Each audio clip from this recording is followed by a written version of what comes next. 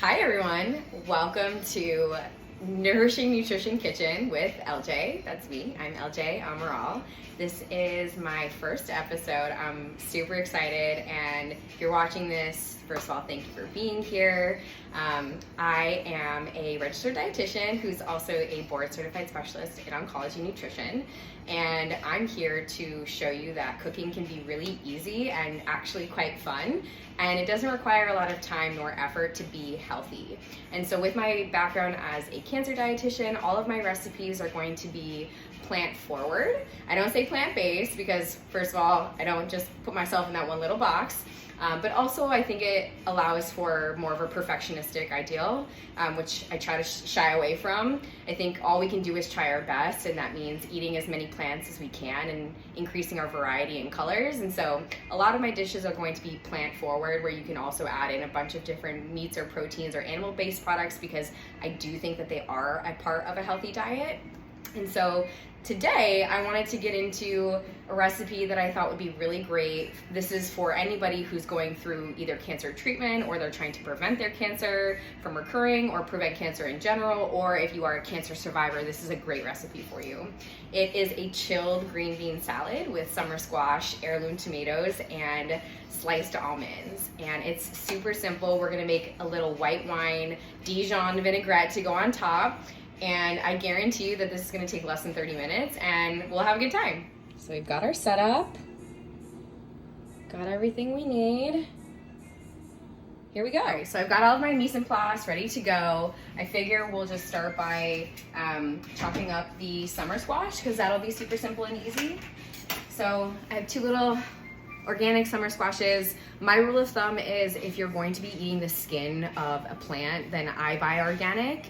This means that you reduce your exposure to pesticides and other different cancer chemicals or things that can become cancerous in our body. So if you have the ability, try to buy organic if you're eating the skin of the plants. So let's wash them, and then we'll cut them up and make them nice, and then we'll give them a little saute. Okay. So I've got my little knife. Please be careful. I say that so maniacally. Or I could have, but anyway, we're just gonna chop off the two little tops so we have a nice little even, we'll take off these little chunkies. And then depending on what you like, I'm gonna assume that we all have a pretty basic level of cooking. I am not a chef myself. I have taken a bunch of cooking classes, but I don't consider myself to be a chef at all. And so if that's the case, we want to make everything a flat surface. And so what we want to do is just cut this down the line in the middle, so it's safer for all of us to be cutting. You can do circles. I find that to be aesthetically more pleasing, but it's a little bit harder to cut.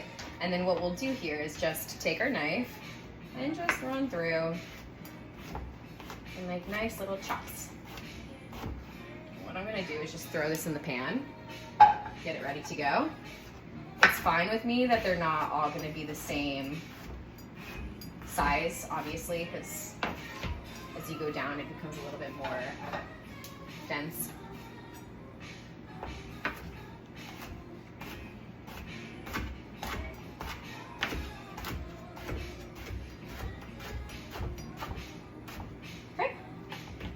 There we go.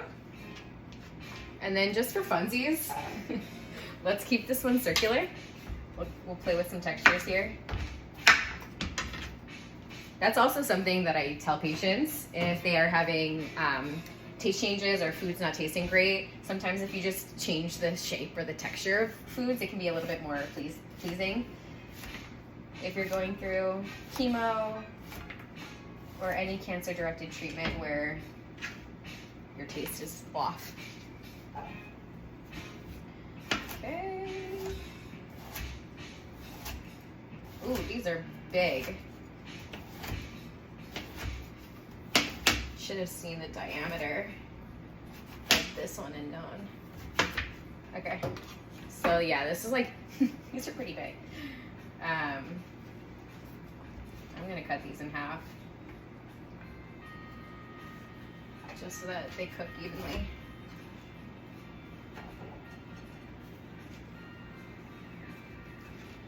Make it efficient, take a few at a time.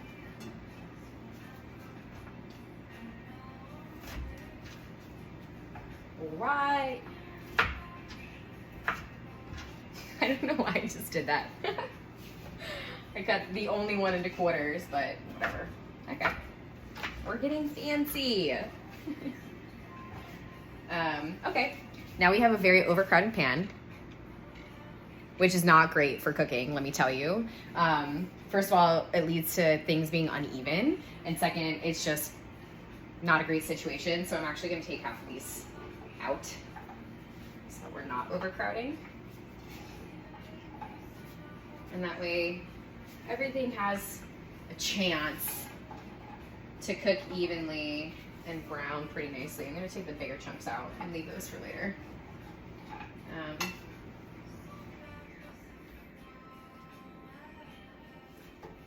Okay, let's saute. So, what we're gonna do, take a little bit of olive oil or whatever oil of your choices. I'm gonna turn this on a medium heat and just drizzle some olive oil. Just a little bit, it's all you need. I'm gonna throw on a little bit of salt. That helps to get some of the water out when you're cooking. And I think I'll throw in some pepper.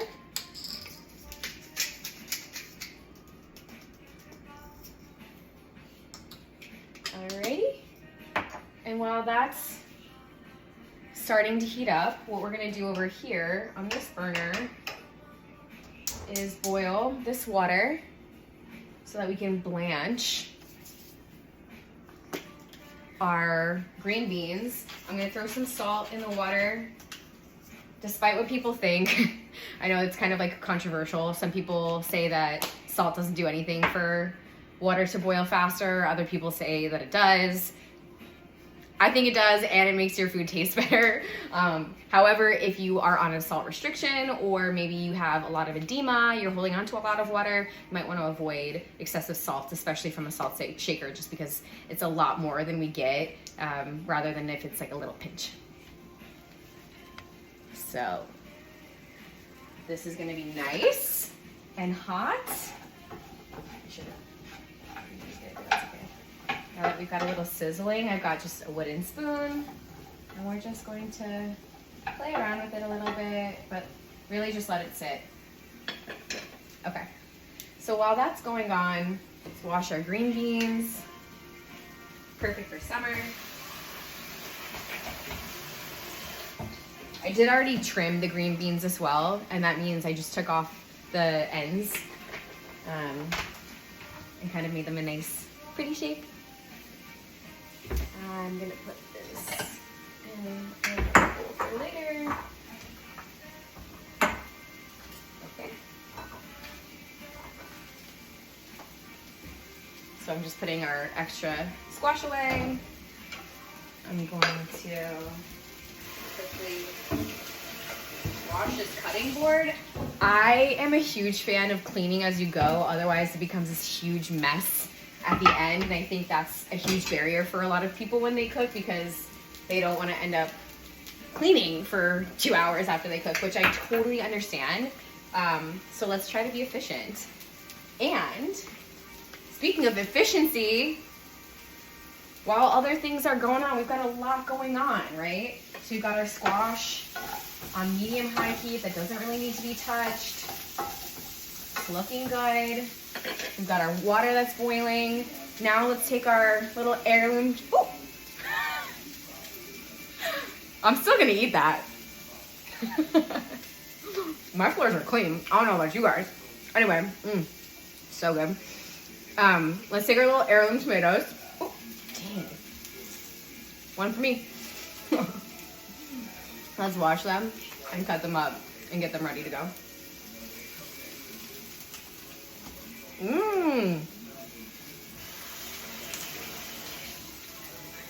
I swear, I think cherry tomatoes, especially in the summer, and especially if they're from someone's garden, taste like candy.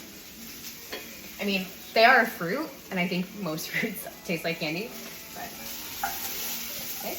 We're just gonna give this another Little stir. Try to flip some of these over and get an even coating. And really what we're looking for here is a change of color and also texture. So we don't want the squash to be as firm as it was when we put it in the pan, but we also don't want it to be mush, because especially if you want to bring this somewhere, mushy squash sounds kind of gross. And it's also, it doesn't look appealing, right? Oh.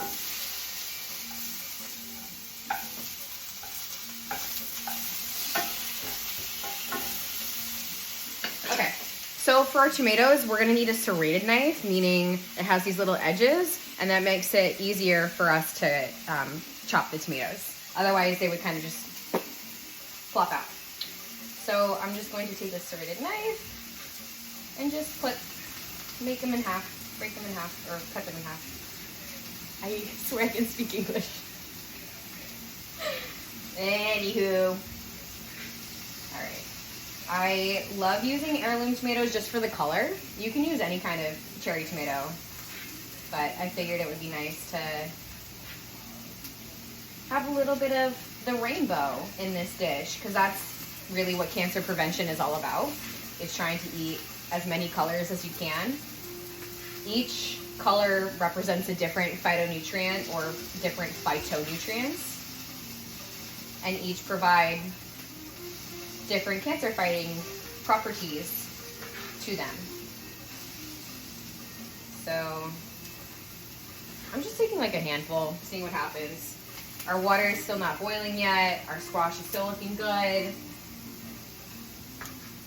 Now that we've got our tomatoes like ready to go, just cut up a few more for measure.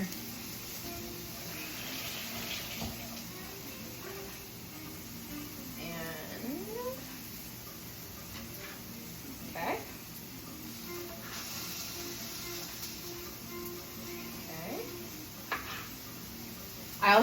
I love, if you can't hear, I always listen to music when I cook. For me, it just makes it more enjoyable.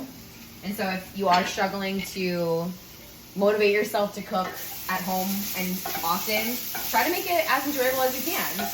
Try to find a recipe that looks really cool or interesting to you, or put on some music. Maybe it's Sunday night and you want to have a little mocktail or red wine or whatever it is that you like, cup of tea. All right, this is looking really good. This is pretty much almost done.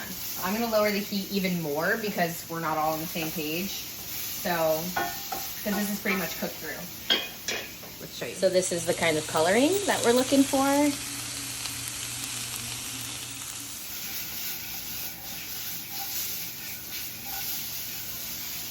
Nice coating.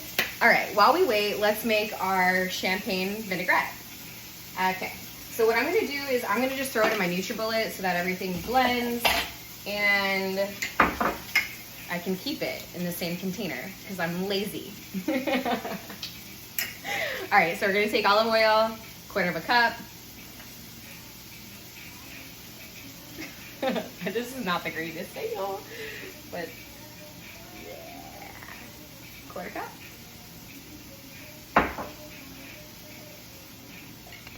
Ready to put there.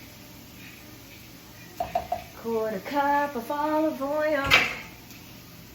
Love to see it. Also, I feel like I should preface this that I live in Los Angeles, and so I have a like very teeny tiny kitchen. So maybe I should name this the Nutrition Teeny Tiny Kitchen with LJ. Very little room, but we're working with it. All right. Our water is boiling, even though we're working on our salad dressing. I just want to get these in here. Just gonna throw in a handful of these fresh summer green beans. We love it. So what I'm doing here, it's called blanching. That means we're getting super hot boiling water. We're throwing our vegetable in there, and we're just putting it in for just enough time so that the color changes. So it's not cooked all the way. It's still gonna have a little bit of a crunch, but we're just looking for the color to change to make it a very bright and very appealing green. So as that's cooking, let's get back to our dressing. We're gonna take, I've got some nice white wine vinegar. You can use whatever vinegar you'd like, but I figured because it's summertime and I'm gonna throw a little bit of mustard in there, we'll stick with the white wine. I was thinking about champagne vinegar too. Could also be very tasty. I'm gonna put 3 tablespoons of the white wine vinegar. Throw that in the sink. I've got some Grey Poupon. Just make it nice and even.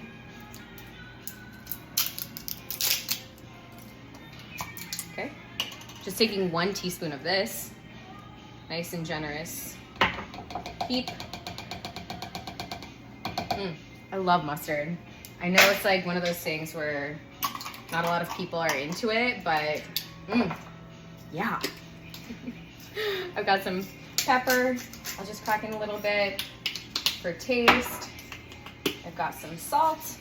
Gonna crack in for taste. Our beans are boiling, but not quite. We're not there yet. I turned off the heat for the squash so that they don't overcook. I've got some thyme. No, I'm just kidding. T-H-Y-M-E. But I'm ching. Okay, just gonna throw in a little tiny bit to taste. That's it. It's just like this little concoction. And what I'm gonna do is throw this top on, throw it in my NutriBullet, so that it's just nice and even for when we dress our salad.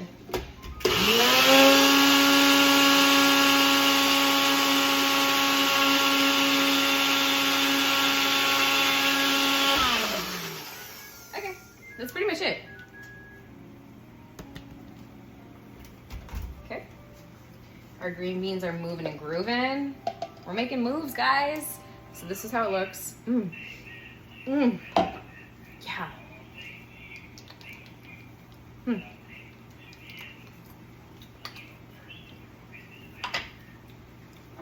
Mine's pretty vinegary, which I don't mind, but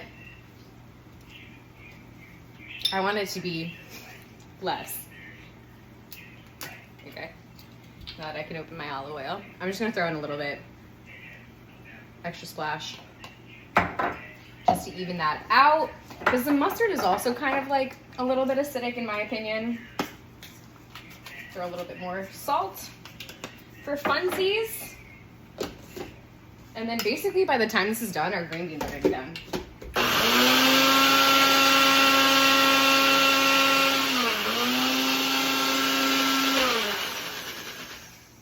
Okay, that was intense.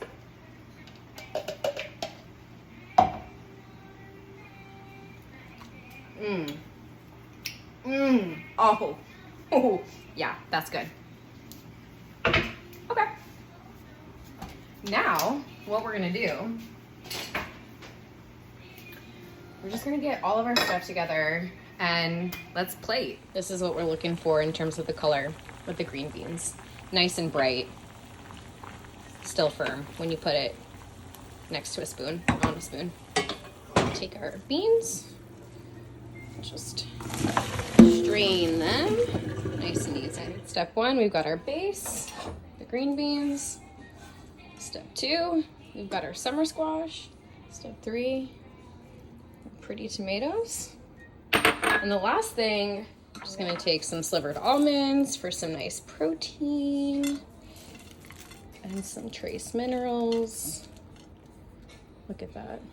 I'm gonna take our dressing and just put that right on top. Ooh, cha! Look at that. Enjoyed, and let me know what you'd like to see next, what you thought of this recipe, and if you really liked it, then tune in for next week because I'm gonna keep this up. We're gonna do a new recipe every week, and I can't wait to have you guys in my kitchen. Thanks for tuning in to NNK with LJ. See you next time. Guys, that's it. Like, look, this is very pretty. This. I'm just kidding. But it's quite substantial. There's a lot of different nutrients that we have going on here.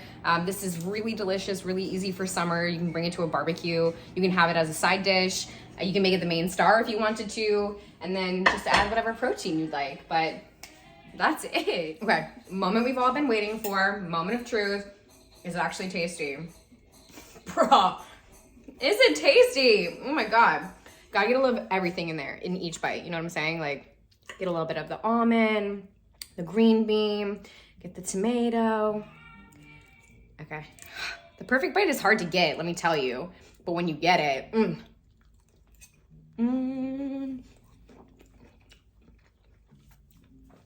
Yep. Yep.